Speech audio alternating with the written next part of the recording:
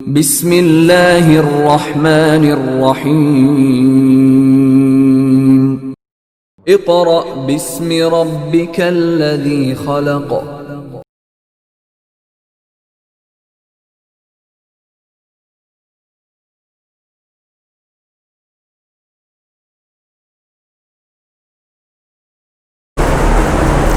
Auzubillahi minash-shaytanir-rajim. Bismillahir-rahmanir-rahim.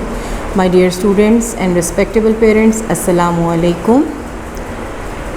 पिछले lecture में lecture number 6 में आपने लेसन नंबर 6 में आपने पढ़ा एक लेसन जिसकी हमने book work, dictation words meaning और तमाम चीज़ें मुकम्मल कर ली थी और लेसन का नाम था आवर ड्रीम कम ट्रू। ये आपका लेसन नंबर 6 था और आज हम लेसन नंबर 7 अपना पढ़ने जा रहे हैं। Before starting this lecture I would like to brief the title of the lesson, the youngest genius Arfa Karim. Youngest का मतलब होता है सबसे छोटी, जीनियस ज़हीन, अरफा करीम एक ऐसी ज़हीन बच्ची थी जो खुदादाद सलाहियतों से मालामाल थी, बहुत ही ज़्यादा इंटेलिजेंट बच्ची थी जिसने बहुत ही कम उम्री में यंगेस्ट जीनियस का award Microsoft certified professional in the world win किया। अपने नाम किया अपनी जहानत की वजह से और उस वक्त इसकी उम्र 9 साल थी। एक बहुत ही मुश्किल तरीन पढ़ाई जो कि उसने बहुत ही कम उम्र में इसका सर्टिफिकेट हासिल कर लिया अपनी जहानत के बलबूते पर। और ये बच्ची अल्लाह ताला की तरफ से एक नेमत थी, बट अनफॉर्चुनेटली बहुत ही कम उम्र में इसकी डेथ हो गई। अब ये हम में मौजूद नहीं, लेकिन इसके बहुत बड़े बड़े काम हमारे सामने आज भी मौजूद हैं। तो आज हमारे लेसन का नाम है youngest genius Arfa Karim.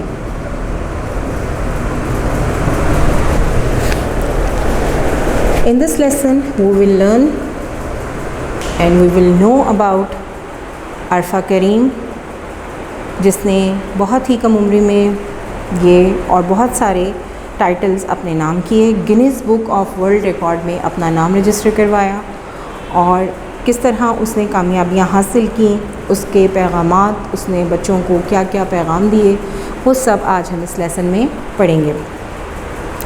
I hope कि पिछले लेक्चर में आपको जो मैंने मेन पॉइंट्स बताए थे आप उनके साथ इस लेक्चर को सुनने का आगाज़ करेंगे। आपके पॉइंट्स आपके जहन में होने चाहिए, आपकी स्टेशनरी, आपके नोट्स, आपका PDF जो भेजा गया इस लेसन से रिलेटेड तमाम चीज़ें, आपकी नोटबुक और बहुत कुछ आपके साथ होना चाहिए जो इस लेसन से रिलेटेड हो। अपने रूम में बैठिए, खामोशी से सुनिए और बार बार जो चीज़ आपको समझ नहीं आती उसको रोक के वीडियो को आप सुन सकते हैं। इसके बाद आपकी कंसंट्रेशन होनी चाहिए, लेड पेंसिल आपके पास होनी चाहिए जिससे आप ऊपर मुश्किल अल्फाज लिख सकते हैं बुक पर। So let's start the lesson. Look at your book page number 43। Here you can see the picture of Bill Gates and Arfa Kareem. Arfa Kareem का इंट्रोडक्शन मैंने आपको दिया। अब बिल गेट्स के बारे में बताती चलूँ कि बिल गेट्स अमेरिकन बिजनेसमैन है, बहुत फेमस बिजनेसमैन है और ये को-फाउंडर है माइक्रोसॉफ्ट का को-फाउंडर है, माइक्रोसॉफ्ट कॉरपोरेशन का को-फाउंडर है और अमेरिकन रेजिडेंट है, अमेरिका में रहता है और बहुत ही मशहूर बिजनेसमैन भी है। इसी ने अरफा करीम को जीनियस होने की बिना पर अपने माइक्रोसॉफ्ट ऑफिस में इनवाइट किया था और वहाँ पर इसकी मीटिंग हुई थी अरफा करीम से और इसको बहुत सराहा गया था। तो इस वजह से आज ये लेसन हमारे बुक का हिस्सा बन गया। यहाँ पिक्चर के नीचे आपको टाइटल नज़र आ रहा होगा, Arfa Kareem with Microsoft CEO Bill Gates at Microsoft headquarter USA। Now let's start the reading. Arfa Kareem was born in 1995. Arfa Karim 1995 में पैदा हुई। At the age of 9 years, 9 साल की उम्र में, इन 2004 में, she received a certificate for being the youngest Microsoft certified professional MCP in the world. She received, उसको मिला या उसने हासिल किया एक सर्टिफिकेट, बहुत ही कम उम्र, Microsoft certified professional. MCP stands for Microsoft certified professional, Microsoft certified professional in the world. पूरी दुनिया में सबसे कम उम्र ये सर्टिफिकेट इसको दिया गया। सबसे कम उम्री में इस बच्ची ने यह सर्टिफिकेट अपने नाम कर लिया। She kept that title until 2008। She kept, ये टाइटल उसके पास रहा। कब तक? अंटिल, उस वक्त तक, 2008, 2008 तक। 2008 तक ये टाइटल उसके पास रहा। She was invited by Bill Gates to visit the Microsoft headquarters in USA. उसको बिल गेट्स ने दावत दी कि वो आए और देखे माइक्रोसॉफ्ट हेडक्वार्टर्स को। कहाँ पर? USA। USA stands for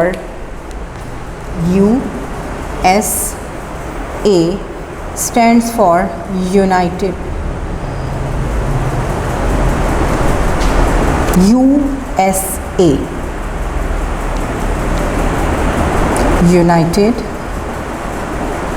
States of America। Abbreviation है USA, United states of America. United states of America, वहाँ पर माइक्रोसॉफ्ट का हेडक्वार्टर है। वहाँ पर किसने इनवाइट किया अरफा करीम को? बिल गेट्स ने। ऑन रिटर्निंग टू पाकिस्तान वापसी पर Arfa was given a very warm welcome. Arfa का बहुत पुरजोश इस्तकबाल किया गया। She was interviewed by all the leading television channels. तमाम मशहूर टेलीविज़न चैनल्स ने उसका इंटरव्यू किया। ये पैसिव वॉइस है। इंटरव्यूड बाय यानी मुख्तलिफ़ चैनल्स ने उसका इंटरव्यू किया। And the newspapers which highlighted her achievements, और अखबारात ने शह सुर्खियों, हाईलाइटेड यानी नुमायां करके उसकी कामयाबी को तहरीर किया। हाईलाइटेड, नुमायां किया। इन अगस्त 2005, अगस्त 2005 में Arfa Kareem received the Fatima Jinnah gold medal in the field of science and technology. Arfa Kareem ने एक और मेडल जीता जिसका नाम था Fatima Jinnah gold medal in the field of science and technology. Science और टेक्नोलॉजी के मैदान में अरफा करीम ने 2005 में फातिमा जिन्ना गोल्ड मेडल हासिल किया। Presented by the then prime minister of Pakistan. Then prime minister उस वक्त के वज़ीर आज़म ने। प्राइम मिनिस्टर, वज़ीर आज़म, प्रेसिडेंट, सदर। प्राइम मिनिस्टर ने, उस वक्त के प्राइम मिनिस्टर ने अरफा करीम को फातिमा जिन्ना गोल्ड मेडल दिया। शी ऑल्सो रिसीव्ड द सलाम Pakistan youth award.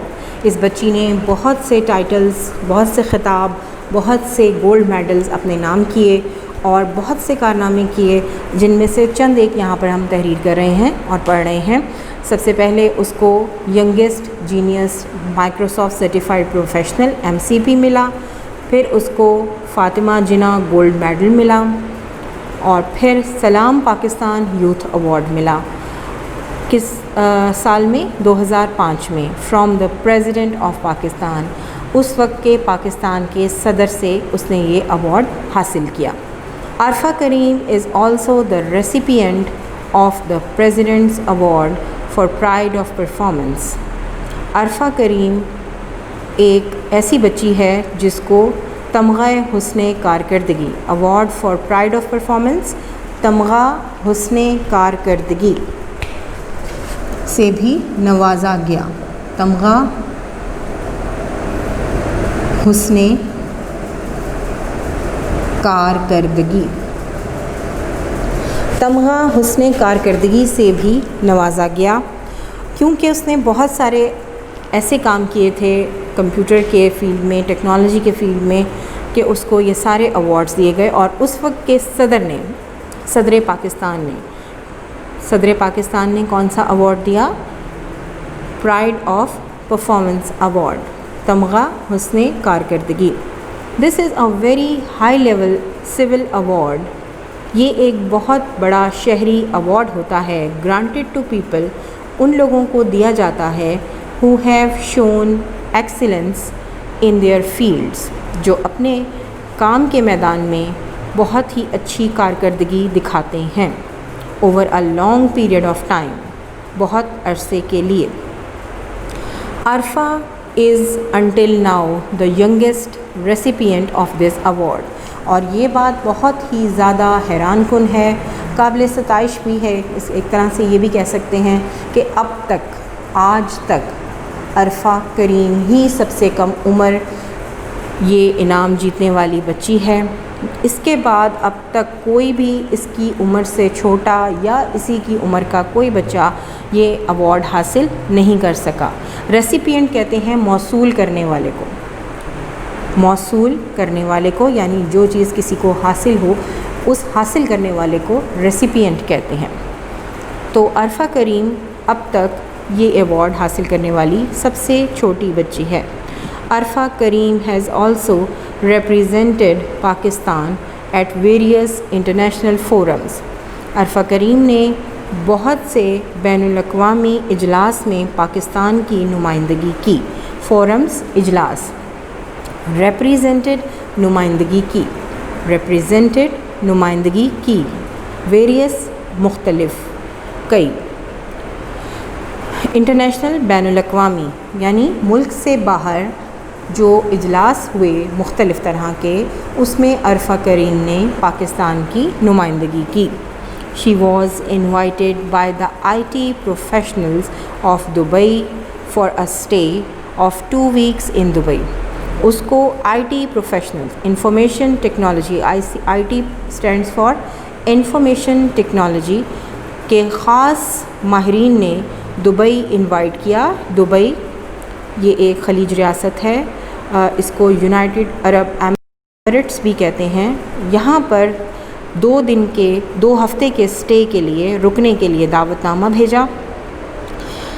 She was invited by the IT professionals of Dubai for a stay of 2 weeks in Dubai, कि वो आए और वहाँ पर 2 हफ्ते दुबई में क़याम करे। स्टे का मतलब रुकना, क़याम करना। 2 हफ्ते के लिए दुबई में क़याम करने के लिए IT प्रोफेशनल्स ने अरफा करीम को इनवाइट किया, दावतनामा भेजा। Our dinner was arranged for her there. वहाँ पर उसके लिए एक ख़ास किस्म का डिनर, बहुत ही ज़्यादा बेहतरीन डिनर अरेंज किया गया, दावत दी गई उसको रात के खाने पर। ड्यूरिंग दैट ट्रिप, उस सैर के दौरान Arfa won many medals and awards. उस सैर के दौरान यानी उन 2 हफ्तों के दौरान भी अरफा ने बहुत से मेडल्स और अवार्ड जीते।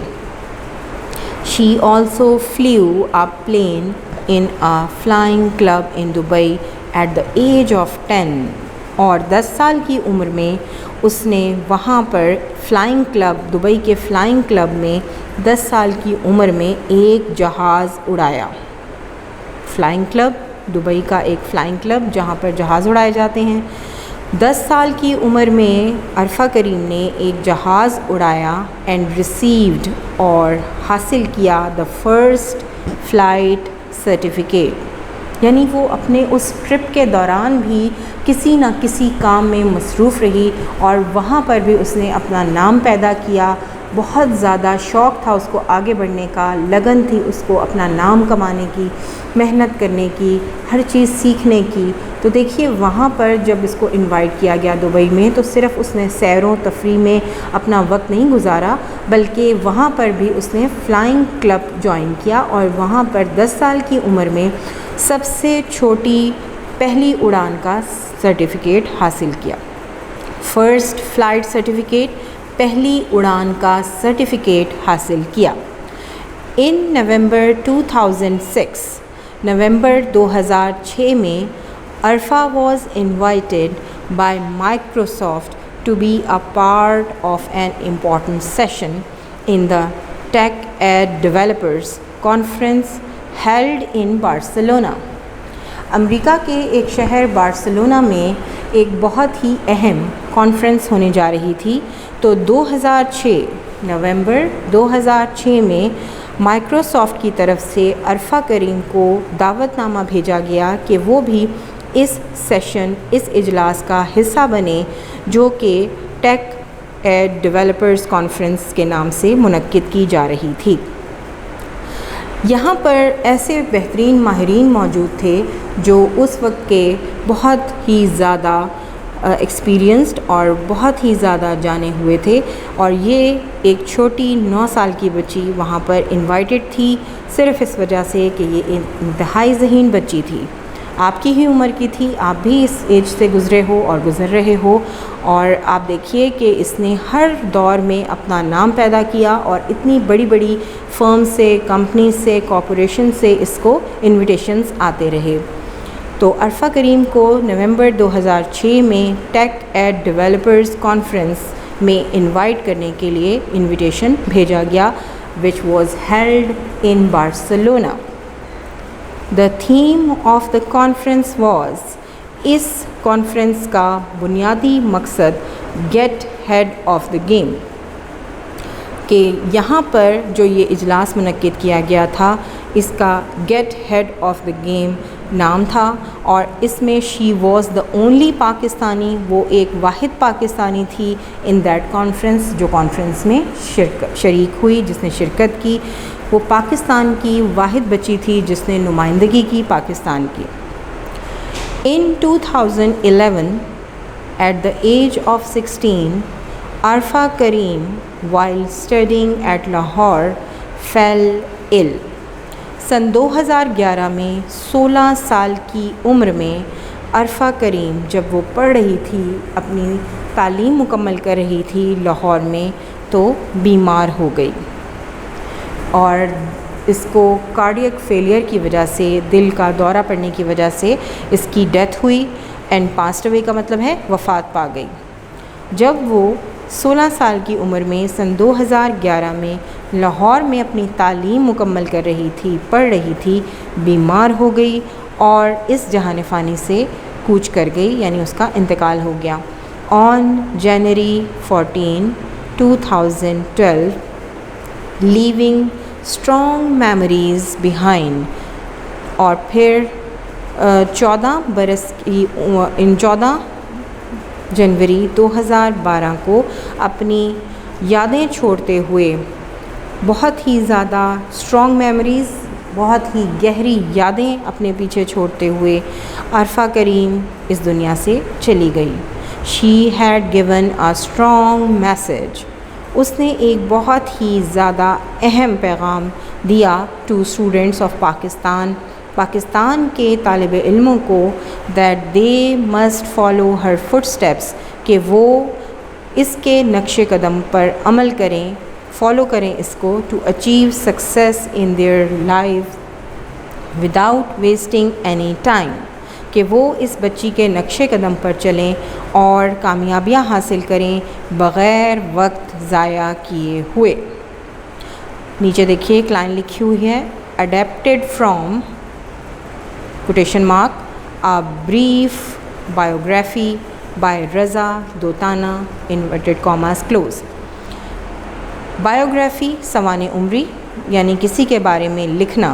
अ brief biography by Raza Dotana ने रज़ा दोताना साहब की बायोग्राफ़ी में से एक इक़्तिबास है जिसको आपके लेसन की सूरत में यहाँ पर तब्दील किया गया है। अडेप्टेड, चेंज करना, मामूली रद्द-बदल करना। यानी ये पूरा लेसन जो आपने पढ़ा है ये एक ख़ास शख्सियत रज़ा दोताना साहब जिन्होंने बायोग्राफ़ी लिखी है अरफा करीम के ऊपर, उसकी सवाने उम्रें लिखी है, उसकी उम्र के बारे में, पूरी ज़िंदगी के बारे में किताब लिखी है, तो उसमें से एक ख़ास किस्म का एक्सट्रैक्ट यहाँ पर आपको दिया गया। So in this lesson we came to know that Arfa Kareem was really a genius, not only genius, youngest genius girl of Pakistan, but unfortunately she is no more with us. लेकिन आप देखिए कि उसने कितना strong message हमारे लिए छोड़ा कि कहीं भी जाएं, कभी भी किसी जगह भी जाएं, आप अपना वक्त ज़ाया ना करें, अपने काम को तवज्जो से करें और कुछ ना कुछ सीखते रहें, क्योंकि सीखने का जो अमल है बेटा वो कभी भी ख़त्म नहीं होता। याद रखिए, ज़रूरी नहीं कि कुछ चीज़ें आपको सिर्फ़ किताबों में ही मिलें और आपने सीखनी और पढ़नी है। हर चीज़ सीखिए, दुनिया से सबक लीजिए, अपने डेली लाइफ में जो भी एक्सपीरियंसेस आपको नज़र आते हैं आप उनसे समझ बूझ पैदा कीजिए। ज़िंदगी के अप्स एंड डाउन्स के बारे में समझने के लिए किसी भी उम्र का होना ज़रूरी नहीं कि बहुत बड़ी उम्र में जाके आपको अकल समझ आए। आपने देखिए कि 9 साल की उम्र में अगर अरफा करीम इतना बड़ा टाइटल अपने नाम कर सकती है तो क्या आप लोग नहीं कर सकते? ज़रूर कर सकते हैं। बस ज़रूरत इस चीज़ की है कि आपके अंदर शौक़ और लगन होनी चाहिए, आपके अंदर एक मेहनत करने का जज्बा मौजूद होना चाहिए। फिर सबसे बड़ी बात ये कि आपको अपने वालिदैन की रिस्पेक्ट करनी चाहिए, अपने टीचर्स की, अपने बड़ों की, और अपने आप को हमेशा ये समझना चाहिए कि हमने कुछ ना कुछ सीखना है, वक्त को ज़ाया नहीं करना। तो अब हम इसके बुक वर्क की तरफ चलते हैं। आप लोगों को इस लेसन का तमाम बुक वर्क जो मेन चीज़ें थी जिनमें वर्ड्स मीनिंग, वर्ड सेंटेंसेस और क्वेश्चन आंसर्स, वो आपको भेजे जा चुके हैं। यहाँ पर हम इसका बाकी बुक वर्क कंप्लीट करेंगे। तो hold your pencils in your hand, page number 45। आपने अपने हाथ में पेंसिल्स पकड़ लेनी है और आपका सबसे पहला क्वेश्चन ए पार्ट की सूरत में मौजूद है, words meaning. Match the word in column A with its meaning in column B. Column A में मौजूद अल्फाज को कॉलम बी के मायने के साथ मिलाना है। प्रोफेशनल, प्रोफेशनल, प्रोफेशनल को आप मिलाइए बी कॉलम के लास्ट मीनिंग से, a person who earns his living from a specific activity. Number 2, passed away. Passed away यहाँ पर बी कॉलम में डाइड के साथ मैच करना है। पास्ट अवे इंतकाल कर जाना, मर जाना, और यहाँ पर डाइड आपको एक लफ्ज़ नज़र आ रहा होगा बी में, उससे मैच कर दीजिए। जर्नी, सफ़र, बी कॉलम में moving from one place to another के साथ आपने इसको मैच कर देना है। टेक्नोलॉजी, टेक्नोलॉजी को आपने कॉलम बी में मौजूद the result of scientific knowledge, the result of scientific knowledge के साथ मैच करना है।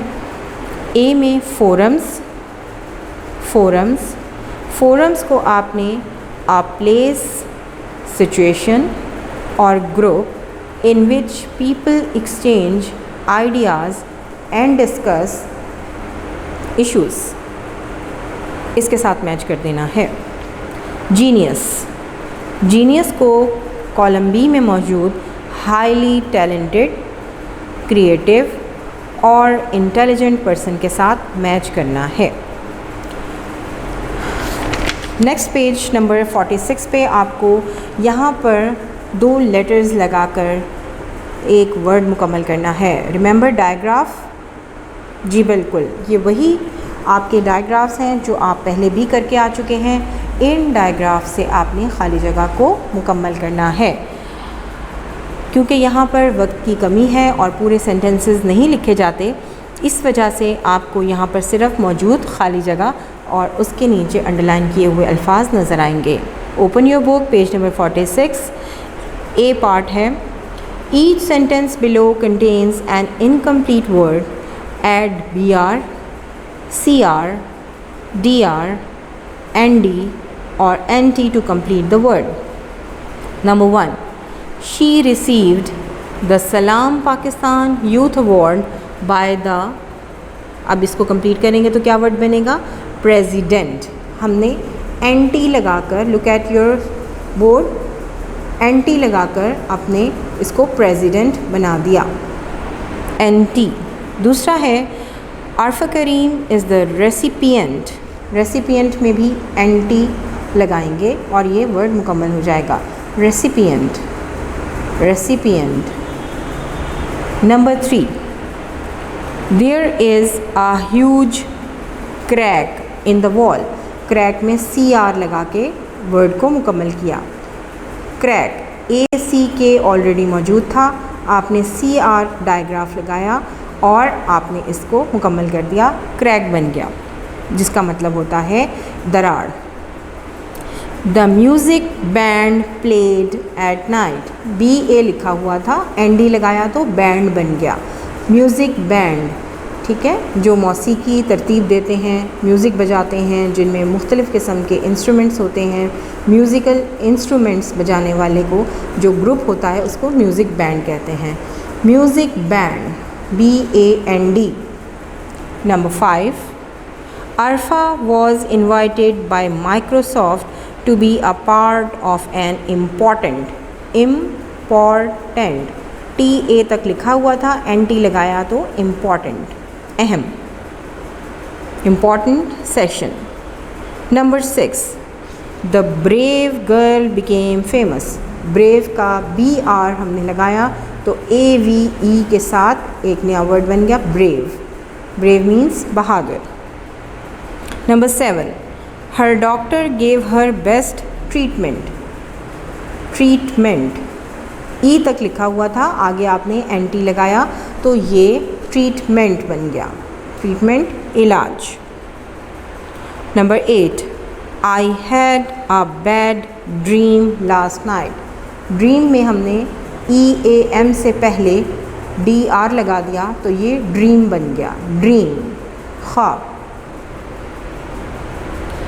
Number 9, the tree was bent to the ground। दरख्त ज़मीन की तरफ झुका हुआ था, BENT। बेंड की second form bent, bent, bent, bent. Number 10, the ball crashed, crashed, CR, crashed to the ground। the ball crashed on the ground। Number 11, she had given a strong message for every student। student STUDE लिखा हुआ था, आगे हमने NT लगाया तो student बन गया। 12, the sailors finally saw land। sailors finally saw land, LA लिखा हुआ था, ND लगाया तो लैंड बन गया। अब नेक्स्ट पेज पे आप देखिए कि यहाँ पर आपको सब्जेक्ट और वर्ब का बताया जा रहा है। अब अगर आप गौर से इसको सीखेंगे तो आपके समझ में बहुत आसानी से आ जाएगा। माय डियर स्टूडेंट्स, आपको मैंने सिंपल प्रेजेंट टेंस और सिंपल पास्ट टेंस पहले ही पढ़ा दिया, जिसमें आपको मेन चीज़ ये बताई गई कि सिंपल प्रेजेंट टेंस में आपने सब्जेक्ट को देखना है, आपने देखना है कि नाउन क्या है, सब्जेक्ट क्या है। अगर वो प्लूरल है तो आपने वर्ब की फॉर्म उसके अकॉर्डिंग इस्तेमाल करनी है, और अगर वो प्लूरल है तो आपने उसको उसके हिसाब से इस्तेमाल करना है। सब्जेक्ट की यहाँ पर verb agreement means if the subject is singular the verb must be singular. अगर सब्जेक्ट सिंगुलर है तो वर्ब भी सिंगुलर होगा, लेकिन अगर उसमें आपने एस या ES का इजाफा ना किया तो वो गलत साबित हो जाएगा। अब यहाँ पर फिल इन द ब्लैंक्स हैं। Fill in the blanks with the right form of the verb in brackets. Use the simple present tense. Simple present tense इस्तेमाल करते हुए आपने यहाँ पर फॉर्म ऑफ वर्ब इस्तेमाल करनी है। Number 1, she. अब हमारा सब्जेक्ट है she. She is a singular subject, she singular subject में आ जाता है। शी सिंगुलर, तो सिंगुलर के लिए हम ES या S इस्तेमाल करते हैं। तो सबसे पहला आपका वर्ड है she dash world wide fame at a very young age receives. पहले में आप ये देखिए मैंने ऑलरेडी यहाँ पर फिल करके रखा हुआ है, वर्ड लिखे हुए हैं। रिसीव्स, रिसीव्स, पहले में रिसीव्स, उसको टिक कीजिए। नंबर 2 शी, दोबारा से शी आया है तो आपको मालूम होना चाहिए कि because she is singular noun, singular subject, तो यहाँ पर आपने कीप्स लगाना है, कीप्स। नंबर 3 आई जो है वो सिंगुलर नाउन नहीं है। I dash up early every morning, मैं हर रोज़ सुबह सवेरे उठता हूँ। I get up, I get up. अगरचा आई सिंगुलर नज़र आता है, अकेला नज़र आता है, लेकिन आई जो है वो सिंगुलर नाउन नहीं है, तो इसलिए हमने गेट लगाया। Number 4 she dash playing with dolls, दोबारा से शी आया है तो शी सिंगुलर नाउन है और यहाँ पर likes, she likes playing with doll. Number 5 the girls, अब यहाँ पर गर्ल्स जो है वो प्लूरल हैं, गर्ल्स GIRLS, गर्ल्स जो हैं वो प्लूरल हैं और प्लूरल में हम S या ES नहीं लगाते। वर्ब की फर्स्ट फॉर्म के साथ प्रेजेंट में, सिंपल प्रेजेंट टेंस में S या ES नहीं लगता, ठीक है। तो यहाँ पर girls, the girls play a game. Number 6 the children dash to their teacher, children भी क्योंकि प्लूरल है तो इसलिए यहाँ पर talk, the children talk to their teacher. जब प्लूरल होगा तो आपने उसमें S या ES का इजाफ़ा नहीं करना फॉर्म ऑफ वर्ब में, अगर सिंगुलर होगा तो आपने S या ES का इजाफ़ा करना है। नंबर 7 माय मदर, अब यहाँ पर देखिए कि सब्जेक्ट आपका सिंगुलर है या प्लूरल है। सिंगुलर है, बिल्कुल सही, तो इसलिए हमने S का इजाफ़ा कर दिया। मदर सिंगुलर है, S का इजाफ़ा कर दिया तो कुक्स बन गया। My mother cooks nice meals. Number 8 the cat, एक बिल्ली की बात हो रही है। द कैट चेजेस, पीछा करती है। अ माउस, एक चूहे का। Number 9 she lives in Africa, lives, she lives. Remember she कौन सा सब्जेक्ट है, सिंगुलर है या plural? Very good, she singular subject है सिंपल प्रेजेंट टेंस में, तो इसलिए हमने लिव्स लगा दिया। You dash another book, you हमारा सिंगुलर नाउन नहीं है, इसलिए S या ES का इजाफ़ा किए बगैर नीड लगा दिया। You need another book. तो आपने प्रॉपर तरीके से समझ के इस चीज़ को आपने पहले देखना है, सुनना है, समझना है। ये नहीं कि ख़ाली आपने बुक के ऊपर किसी से पूछा और लिख लिया। बेटा देखिए, अगर आज आप नहीं सीखेंगे तो कल आप फ़ायदा हासिल नहीं कर सकेंगे। अगर आपने इन दिनों में अपनी इस एज में टेंसेस को सही तरीके से नहीं समझा, बारीकियों को नहीं समझा, तो आगे जाके इंग्लिश समझना आपके लिए और ज़्यादा मुश्किल हो जाएगा। इसलिए जो भी पढ़ें समझ के पढ़ें, उसको पूरा का पूरा आपके जहन में कॉन्सेप्ट होना चाहिए। कॉन्सेप्चुअल स्टडी करें, रटा मत लगाएं, समझ के पढ़ें। थोड़ा थोड़ा याद करें, थोड़ा थोड़ा लिखें और बार बार प्रैक्टिस करें। नेक्स्ट हमारा है simple subject and simple predicate. क्या वर्ड बोला है मैंने? Predicate, predicate, predicate, subject and predicate. Predicate बस ये जहन में रखिए कि ये भी वर्ब होते हैं, ठीक है, जिसमें किसी काम का करना या होना पाया जाए। और सब्जेक्ट कौन होता है? काम करने वाला, यानी फ़ाइल। और प्रेडिकेट को आप फेल के सेंस में, वर्ब के सेंस में अपने जहन में रखिए। अब यहाँ पर आपको सब्जेक्ट और प्रेडिकेट अलहदा अलहदा करने हैं, यानी सिर्फ आप यहाँ पर सवाल में जो पूछा जा रहा है कि underline the simple predicate in each sentence, हर जुमले में सादा प्रेडिकेट को आपने अंडरलाइन करना है। अब सादा प्रेडिकेट सिंपल प्रेजेंट भी हो सकते हैं, पास्ट भी हो सकते हैं, लेकिन आपके जहन में प्रेडिकेट कोई मुश्किल चीज़ नहीं है, कोई ऐसी अनहोनी चीज़ नहीं है, कोई रॉकेट साइंस नहीं है जिसको समझने के लिए आपको मुश्किल लग रही हो। बस आपने ये जहन में रखना है कि ये प्रेडिकेट जो है ये एक वर्ब है। आप ऊपर मिसाल देख लीजिए, सिंपल प्रेडिकेट क्या है? The simple predicate also called the verb is the most important word in the complete predicate. मुकम्मल प्रेडिकेट यानी ये आपको सिर्फ सिंपल प्रेडिकेट पूछा जाए तो आपने वर्ब को जहन में रखना है। प्रेडिकेट की भी किस्में हैं, यहाँ पर वो सिंपल प्रेडिकेट पूछ रहा है, तो इसलिए आपने ये जहन में रखना है कि सिंपल प्रेडिकेट जो है वो वर्ब है और प्रेडिकेट जो है उसकी और भी अक़साम हैं। तो यहाँ पर पूछ रहे हैं वो कि underline the simple predicate in each sentence.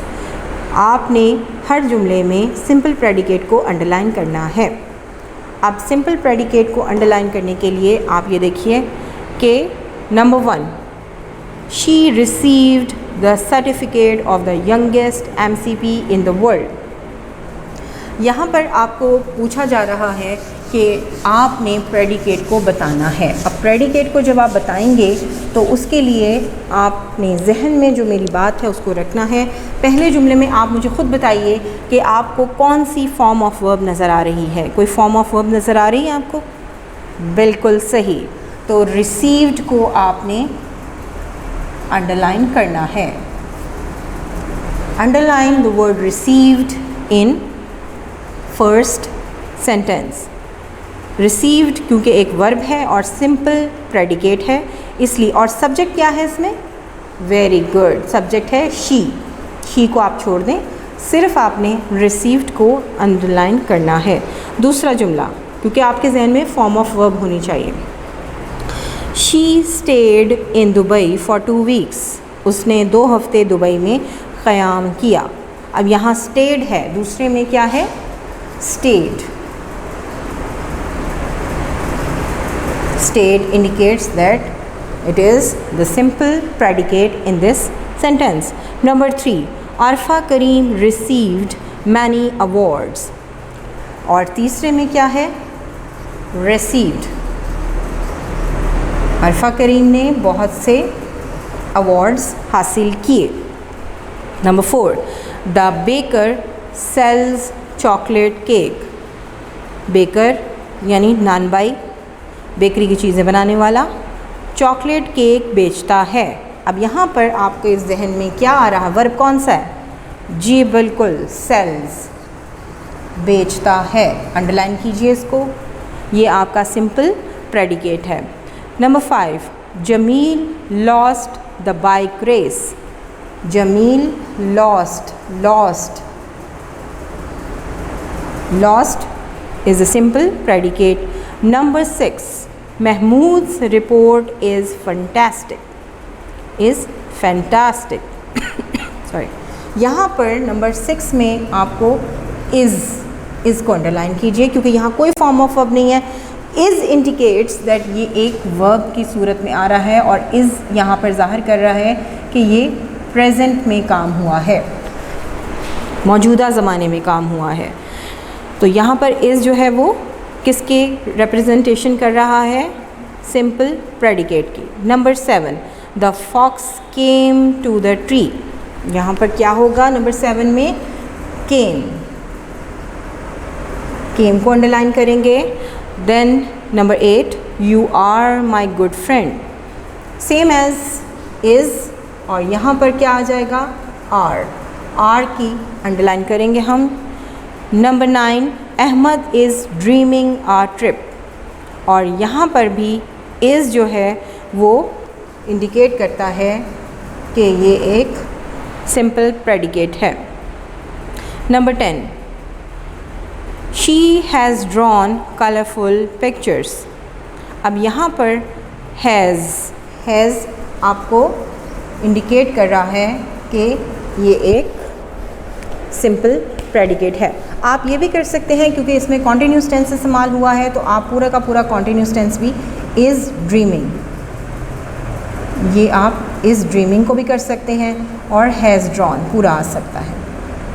ठीक है, ये पूरा इज़ ड्रीमिंग और हैज़ ड्रॉन आप ले लीजिए, क्योंकि ये दोनों आपको बता रहे हैं कि ये वर्ब है, और कौन सा वर्ब है आगे वो उन्होंने बता दिया कि पहला इज़ ड्रीमिंग जो है ये सिंपल, ये कॉन्टीन्यूस प्रेजेंट कॉन्टीन्यूस है, और ये हैज़ ड्रॉन जो है ये प्रेजेंट परफेक्ट टेंस है। तो इस तरह आपको ये सिंपल प्रेडिकेट समझ में आ चुके होंगे। आई होप कि आप इसकी प्रैक्टिस करेंगे, और आज इसके लेसन का एंड हो जाता है। लेसन नंबर हमारा 7, द यंगेस्ट जीनियस आरफा करीम। इसके words meaning, dictation words, word sentences और क्वेश्चन आंसर्स आपके पास PDF फॉर्म में मौजूद हैं। आप अच्छे तरीके से अपने तमाम नोट्स को एक जगह कीजिए, बुक वर्क भी सारा उसके साथ मिला लीजिए। इसके अलावा अगर आपको किसी भी किस्म की कोई प्रॉब्लम आती है, कोई बात समझ नहीं आती, तो आप ज़रूर मुझसे रब्ता कर सकते हैं व्हाट्सएप गिवन नंबर पर। तो आप लोग हमेशा घर में प्रैक्टिस किया करें इंग्लिश बोलने की, और practice makes a man perfect. आपको चाहिए कि आप इंटरेस्टिंग एक्टिविटीज़ करें।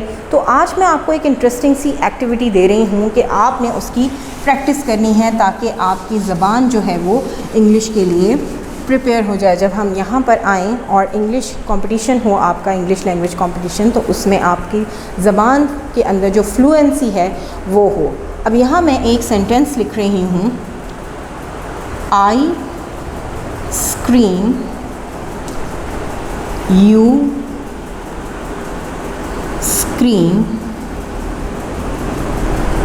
We all scream for ice cream. I scream, you scream, we all scream for ice cream. This is our tongue twister. Tongue twister का मतलब होता है, जैसे उर्दू में आप जो एक सेंटेंस होता है उसको बार बार बोलते हैं और बहुत मुश्किल हो जाता है बोलना, तो इसी तरह इंग्लिश में भी आपने इस सेंटेंस को ज़रा तेज़ तेज़ बोलना है। और एक इंटरेस्टिंग सी एक्टिविटी आपके लिए इसलिए दी है ताकि आप इसकी प्रैक्टिस करें और अपने छोटे बहन भाइयों, बड़े बहन भाइयों के साथ आप इसको रिपीट करने की कोशिश करें। तो जितना तेज़ी से आप इसे बोलेंगे आपकी ज़बान में फ्लुएंसी आएगी। तो सेंटेंस क्या है, I scream, you scream, we all scream for ice cream. अब ज़रा इसको तेज़ तेज़ बोलिए, I scream, you scream, we all scream for ice cream. तो ये आपका टंग ट्विस्टर है, और मैं देखना चाहूँगी नेक्स्ट लेक्चर से पहले आपके फ़ीडबैक के ज़रिए मुझे पता चलेगा, आपके जब स्कूल आएंगे और आपकी ज़बान की फ्लुएंसी मुझे बताएगी कि इस एक्टिविटी ने आपके साथ कितना अच्छा काम किया है। तो ये इंटरेस्टिंग सी एक्टिविटी आपको देने का मकसद सिर्फ़ ये है कि आपकी प्रैक्टिस होती रहे, आप इसके साथ साथ अपनी इंग्लिश को इम्प्रूव कीजिए। आपने डिक्शनरी से वर्ड्स एक्सप्लोरिंग गेम बिल्कुल नहीं छोड़नी। जैसे आप क्लास में प्रैक्टिस करते थे मेरे साथ, आप वर्ड्स एक्सप्लोर करते थे, ढूंढते थे, उसके मायने लिखते थे, और फिर हम उसको गेम की सूरत में क्लास में करते थे। आप घर बैठे भी ये गेम खेल सकते हैं। तो अगले लेक्चर तक के लिए मुझे इजाज़त दीजिए, मैं दोबारा हाज़िर होंगी आपकी खिदमत में। टिल द नेक्स्ट लेक्चर, अल्लाह हाफ़िज़, स्टे ब्लेस्ड।